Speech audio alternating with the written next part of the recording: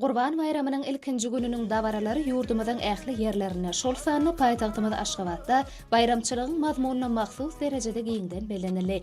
Qurban bayram münasibetli Merjen şäherimiz Aşgabatyň durly künjeklerine gurnulan belent hiňillikleň ýanyna aýdym sazy davarlara giň orun berildi. Joşuny ýaňlanýan aýdym sazyň belende göterilýän owady bilen ýaşlaň hiňilliklerde belent bad alyp uçmagyndan bu ýerlerde döreýän şatlyk şowkun berkarar watanymyzda bagtyýar durmuşyň közüri bolup aýdym yüze çykýar. İnsan perwerlik, pek niyetlilik, adam kärçilik elmadama türkmeniniň milli häsiýetine mahsus bolupdyr.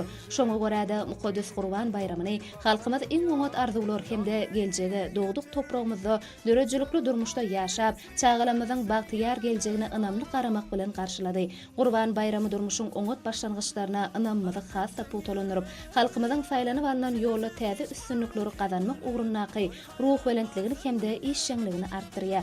Pek wujdanlyk, zähmetseýörlik, insan perwerlik, adalatlylyk we mertebeňi saklamak her bir adamyň ruhy sagdynlygyna mahsus alamatlardyr. Şular bilen birlikde watana söýgü we buýsunç duýgularynyň ösdürilmegi, milli liderimiziň we döwlet başdanmyzyň alyp barýan ýyl gün bähbetli işlerinden ruhlanyp, giň gerimli işlere münasip goşandyň goşmak arkaly garaşdyrlygymyzy putolandyrmak asylly ýörelgelerimize öwürlenir. Bular barada paýtagtymyzyň durly künjeklerini, bayramçylyk münasibetli medeniýet we sungat ustadlarynyň ýerine getiren aýdym sazy çykyşlaryna da dowamly we şowkunly ýanlany. Aýdymlarda Merjen şäher Aşgabat berkarar watanymyzyň gazanýan üstünlikleri, paýtagtymyzyň hemde döwrümüziň ajaýyplyklary wasf edilip, gahrman arkadamyz we arkadagly gahrman serdarymyz şöhratlandyrildy. Sungat ustadlary halkymyzyň götew we awadan döwlet baradaky arzuwynyň hasyl bolanlygyny ajaýyp çykyşlarynyň üstü bilen beýan etdiler. Şol çykyşlar berkarar döwletiň täze ýamynyň galkynşy döwrüniň beýik maksatlaryna ýetmek üçin gurýan hemde döredýän merdany halkymyzyň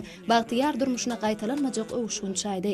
Konsertlerdeäki çykyşlar ýurdumyzyň täze taryhy eýýamyna, mukaddes Qurban bayramyna hemde garaşdyk beýtarap watanymyzyň gazanýan ösüşlerini, sena hökmüne ýanlanyp, halkymyzyň mizemet agdyberligini we jewitligini, oň parahatçylyk, döredüjilik, insan perwerlik ýörelgelerini üýtgöwsiz ygrarlydygyny alamatlandyrdy. Dawralarda ewid watanymyzyň iň täze taryhyna şöhratly sahypalary ýazan ähli türkmeniniň arkadagy milli liderimiziň ady bilen aýrylmaz baglanşykly ajaýyp döwrümüziň gazananlaryny wasf edýän watançylyk aýdymlary şargaç bolup geçdi. Ýaýwanlandyrylan çykyşlar garaşdyk hemişelik beýtarap Türkmenistanyň şöhratly ösüş ýoluny, döwlet başdanmyzyň ýolbaşçylygyna durmuşa geçirilýän şöhratly ata-babalarymyzyň mukaddes ýörelgelerini, parasatly hemde insan perwer däplerini esaslanýan parahatçylyk söýjülükli syýasatyň aýdym netijelerini beýan etdi. Paýtagtymyz Aşgabatda Qurban bayramynyň ilkinji gününiň dawaralary maksat okkunly, işçiň pek ýürekli adamlaryň halkymyza, ata watanymyza halal hyzmat etmek ugrunda güýç guwwatyny aýaman, gahrman arkadamyzyň hemde arkadagly gahrman serdarymyzyň belent şahsy görelgesine eýermek arkaly ruhy ahlak taýdan kämillige mahsus ýagdaý döredýänliklerini ýüze çykarýar. Häzirki wagtda däp desturlaryny, taryhyna, mirasyna uly sarpa goýan ruhy taýdan sagdyn türkmen jemgyýeti hut şeýle ýagdaýda ýaşaýar, hem de rowaşlanýar, geljege ynamly garaýar.